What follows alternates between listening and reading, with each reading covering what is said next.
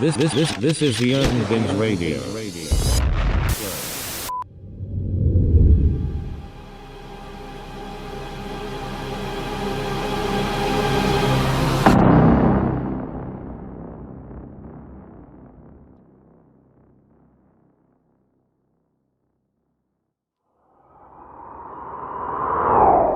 So, Real Housewives of the ATL, Carlos King, and the OG Housewives of the ATL. Now, this cannot be disputed. This cannot be argued down. And nobody from any other franchise matters, even if they tried to argue this down or give any kind of explanation for why they can say a better franchise of Housewife that's better than Atlanta. You cannot give me a Housewife franchise that is better than the Atlanta Housewife franchise. So, sorry, Joe. You can't give me a franchise that's better than the Housewife of Atlanta franchise. They are the number one franchise. It's like literally legendary moments that top other legendary moments. Of course, there are other legendary moments on other Housewives franchises, such as Teresa flipping over the table and whatever else that I cannot think of that happened on other Housewives franchises. I've literally never watched a full episode of any other Housewife, but recently, yesterday, I just watched a full episode of another franchise, and I'll let you guys know. But I've never watched another Real Housewives of any other country until just recently, right? Not a full episode all the way through from beginning to end, okay? So of course Atlanta is just my number one. Now I did miss the entire season 13 with Toya. I only caught a couple of episodes of that, and the middle of the season with the Bolo situation, I caught full episodes from beginning to end of those. But a lot of those episodes I totally missed. I totally missed the second half of the season, all of the end of the season, the last 4 or 5 episodes, and I did not watch the reunion at all of season 13. So I don't know what I missed and what happened. We'll have to go back and literally watch it, because I literally do not know what happened on the last episode at all. Right? So, with that being said, Housewives of Atlanta is the number one franchise. Carlos King, it has to be credited for all that he has done for the Real Housewives franchise, the Real Housewives of Atlanta. Because of his work, he caused other franchises to step their pussy up.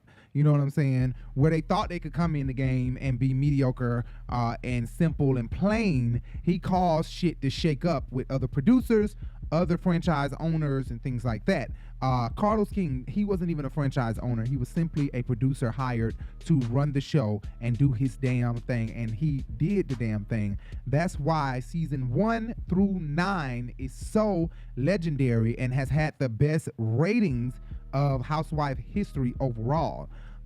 So those seasons are his seasons. He was the best number one producer of any Housewife franchise. He's now the producer and creator of Love and Marriage Huntsville. And a lot of people love Martell and I forget his wife name, Melody Holt. They love them. He's instantly made them stars overnight, putting their business out here on Front Street. They are putting their own business out here on Front Street. Carlos King is a producer extravaganza, a producer extraordinaire. The man knows how to do reality TV for women, and he does what he has to do and what needs to be done. This is why Oprah has picked him up over at the OWN network and is bringing him aboard over there, because he does it. He does the damn thing, and he is doing a really good job over at OWN so far, to the point where they've now done a Love and Marriage Potomac. You might as well say it's Potomac. He probably can't use the word Potomac because Andy has probably trademarked that nobody else can use that name on a show, which is wrong. If he did, I don't know, but he should have named it Love and Marriage Potomac. I'm assuming Bravo trademark or probably did some type of I don't know what you call it, I don't know, locked it in where nobody can use that for a reality show, the word Potomac or the name Potomac. But that doesn't make sense, because that should just be free to use. It would have got, I think it would have been more. And it's called, right, that's probably why. But I think it would have rung a bell if it was Love and Marriage Potomac. Just, doesn't that sound better? Love and Marriage Potomac, Love and Marriage DC. Love and Marriage Potomac. But don't play, because Bravo Andy is a messy bitch. He done came out with Real Housewives of Huntsville, Alabama. Next, bitch. And it's mansion bitches who live in mansion around country ass Alabama. Ooh. Anyway, like I said, Oprah has she picked up Carlos King to come on over here to my network, and he's doing the damn thing with all these reality shows over here. And now he has his own night show where they recap on old shows. I thought it was just like old owned shows, but apparently it's old shows, period. A recap of any old episode across TV, period. Because now he has all the ladies of Real Housewives of Atlanta coming. And I would assume that with Sheree being under contract with Bravo, she can't come over to OWN and do nothing on another network. But I don't know. I don't know how that works. But Nene won't be on that nightcap episode coming on Sunday. And I believe it comes on Sunday at 8. They really pressing each other. They really stepping on each other's toes. Because OWN has these love shows that they're putting out. And now, all of a sudden, Bravo comes out with a love match. Now, granted, they did already have love match shows on Bravo before Housewives even came out. They was doing home decor, love matching, shit like that, boring ass shows on Bravo before Housewives blew the network up. Right? Hold on. Oh yeah, because Patty Briggs had her own show on Bravo. Hold on, let me see something. When is June 11th? Okay, so it comes on June 11th at okay, so June 11th at 10. That's not at the same time as Housewives of Atlanta, but it's at the same time as Watch What Happens Live. Carlos King is doing the damn thing. His podcast is blowing up. His TV shows is blowing up. He is really doing the damn thing. So Nene won't be on there. I assume that Nene can't be on there because all they're going to be talking about is Bravo and the show. They're going to be recapping, nightcapping back on the show. And with Nene having an open case in Fulton County, a lawsuit against Bravo, Andy Cohen, Stephen Weinstock, and Truly Original Entertainment, I would imagine that Nene, anything good or bad that she says about them, the attorney is going to use it against her. No matter what. Something that she would say in that reunion, they're going to use against her. So they don't want to. And then not only that, Kim Zolciak will be present. And Kim Zolciak is named in the lawsuit. Look, the elephant in the room is we know that Nene has this lawsuit that's coming out where she alleged a lot of things that happened. Kim, your name is mentioned in it. Is there anything that you can say? I mean, she knows what she's saying is not true in regards to me. That's ridiculous, and she knows it. So I'll deal with her when she's done with them. And if I was Kim Zolciak, I'll probably go get a restraining order on Nene just because Nene has played this role of we're friends, we're not friends. We're friends, we're not friends. So instead, I would just say, look, she's mentally unstable and I am afraid for my life. So I need a restraining order. And I don't give a fuck how bad it hit the blogs. I don't care how bad it hit Nene, how bad she feel, how upset she is. I would literally take a restraining order out on Nene so that she can stop with the fake shit. Don't come hug me, Kim. Oh my God, Kim. No. Just to sever the relationship because she'll try to get back cool with Kim and Kim will fall right back into the trap. Bitch, she called you racist. And if you are, then you are. But she has called it out on your ass. Why the fuck would you even forgive her and be back friends with her? How many times y'all gonna go back through this? Like, friends, not friends, friends, not friends. And let Nene tell it. She ain't mean no harm by naming you in the lawsuit. Let Nene tell it. You should not be mad at that. You should just still befriend her and give her a hug around, squeeze her neck next time you see her.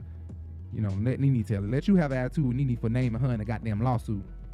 So Nene, we don't need to expect Nene. It'll be a huge surprise if Nene just walk out that bitch. Hey there. Okay.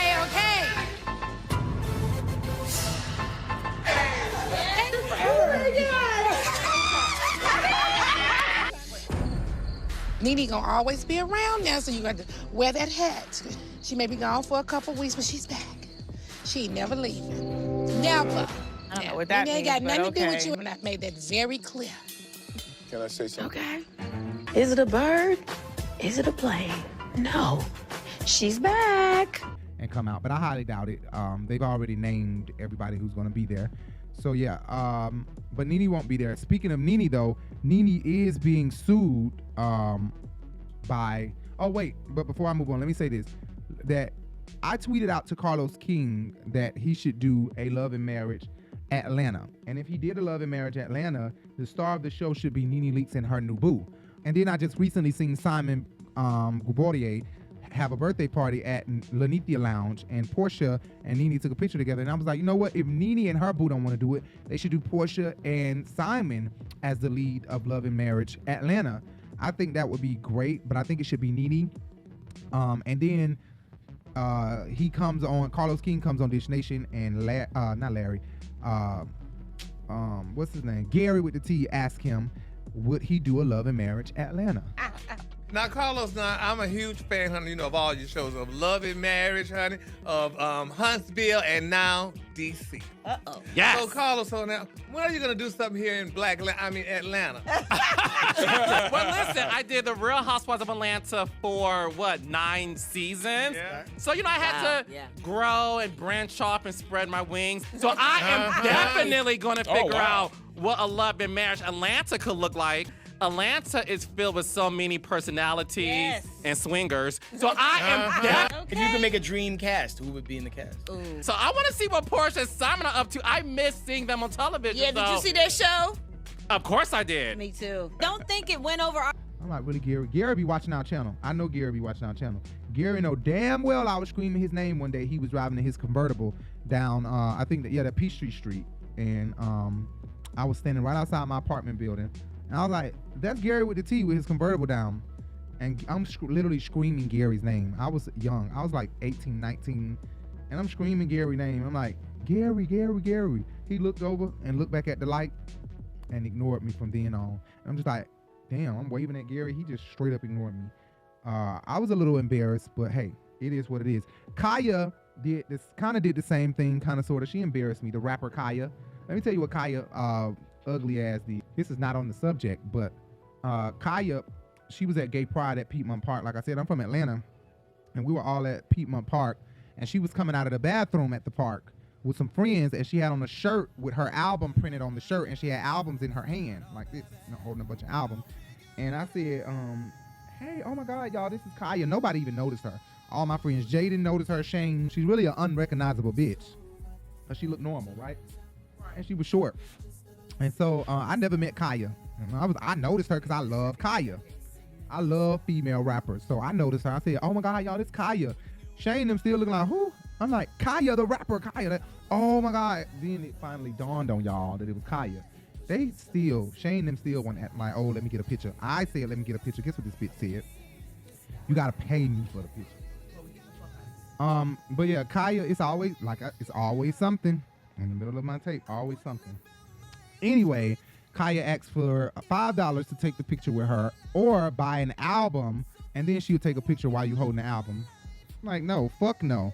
Your music is not that bad that it's this hot out here at Piedmont Park that I'm gonna pay $5 or $10 for a goddamn picture with Kaya, and I need a goddamn slushie up under this tent in a minute, and a funnel cake possibly.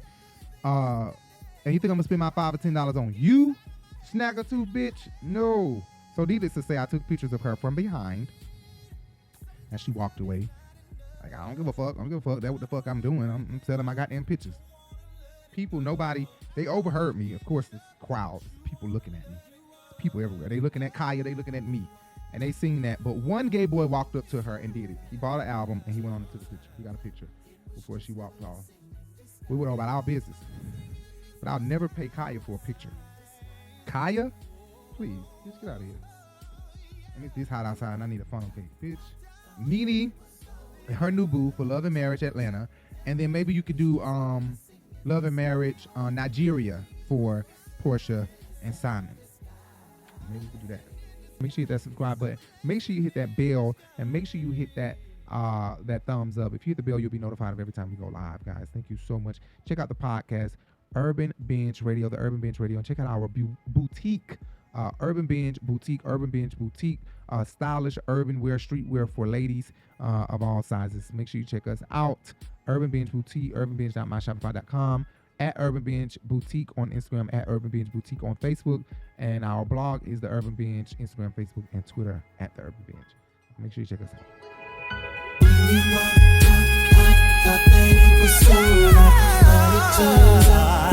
It was just a blessing in disguise. Thank you, 'cause I dodged a bullet.